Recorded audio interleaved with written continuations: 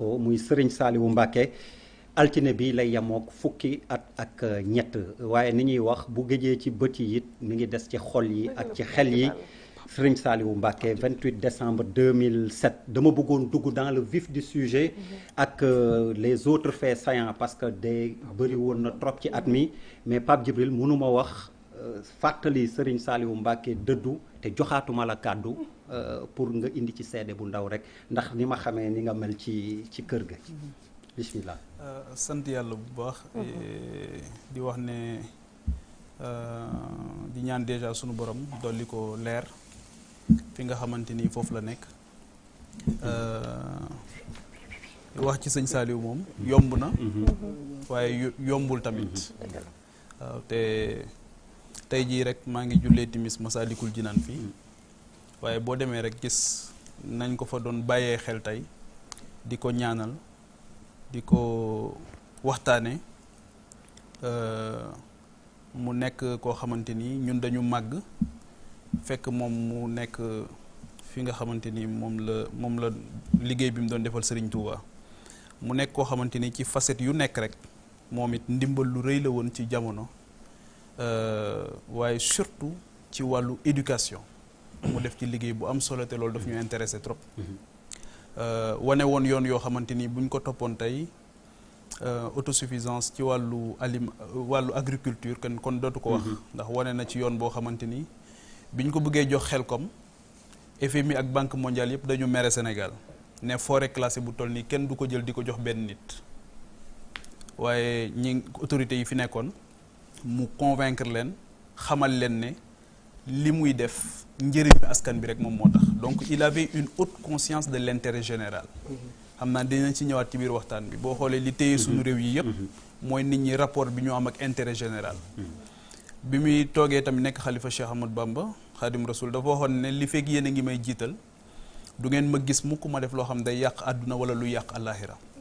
c'est un engagement très fort pour képp kuy jiite mbooloo. donc jamono bu nekk daan nga fekk këram nit ñi di ñëw xaalis bi bari trop mu wax ñu mu jege ne boobu daan naa may soxla boppam ak njabootam te du ko mën a faj. ndax jàpp na ne loolu di fa ñëw à partir du moment où nekk na Serigne Touba loolu mënatu koo jëfandikoo ndax moomu ko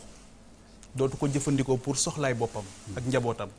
nga xamante ni moment boobu milliards yi di rangé wu noonu këram daan na am loo xamante ni da ko fay soxla te du ko mën a faj. ba ci daara boppam yi loolu tamit nekk lu rëy. donc mu nekk koo xamante ni ku mat di bàyyi xel la te ñun tamit Afrique faiblesse boobu dañu ko am mooy la commémoration. waaw mooy rapport bi ñu am ak commémoration donc moo tax ma lay féliciter bu baax ci li nga ci taxaw nii. parce que c'est important ñu leen di bàyyi xel di leen waxtaane di leen ndax seen posture rek waxuma la sax ci seen biir dund waaye ci seen posture rek doy na sëkk viatique pour mën a defar sunu àdduna ak sunu àllaaxira donc mu nekkoon koo xamante ni daal macha allah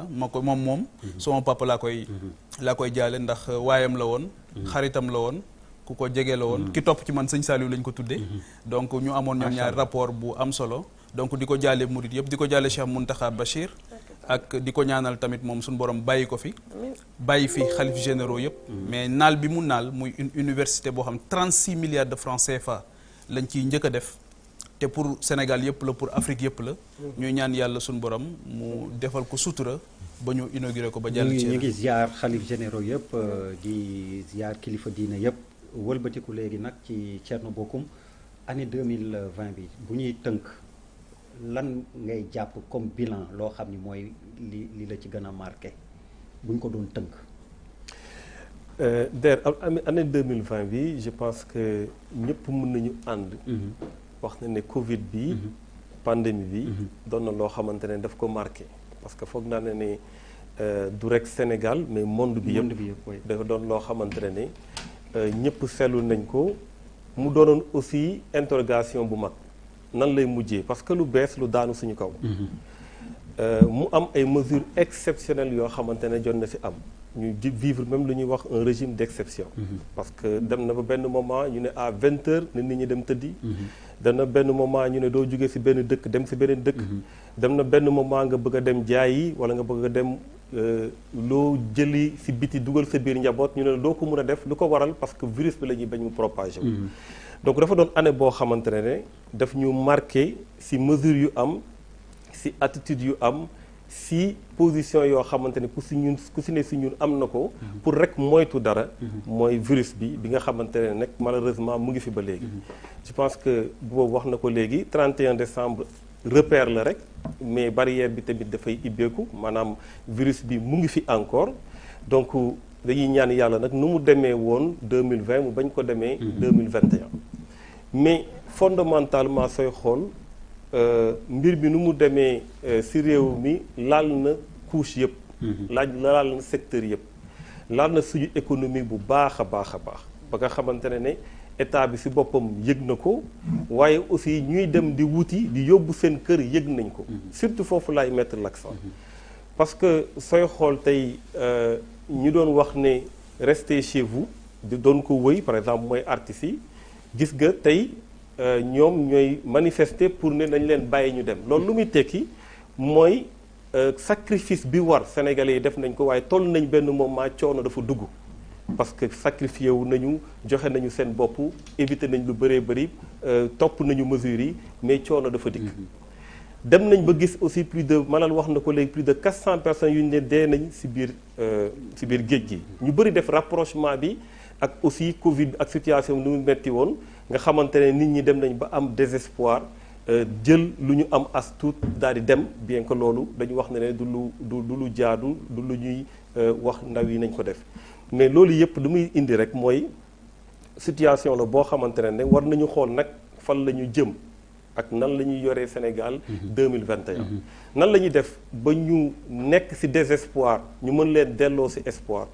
nan la ñu def ba état bi nga xamante ne war na mën a injecter lu bëree bëri régler problème yu bëri mu gaaw très rapidement régler ko loolu ay questionnement yu am solo la moo tax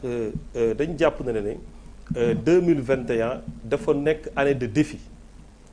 nan la ñuy def pour que Sénégal bi nga xamante ne daanaka suruxoon na ba ñu téye pour mën a xëcc féetale ko ci kaw nan la ñuy def ba mu jug carrément pour que situation yi nekk mu situation yu jafe mu bañ a nekk problème te li ma ci yokk mooy situation yooyu nag dafa gën a féetewoo ci côté sénégalais yi nga xamante ne ñoom ñooy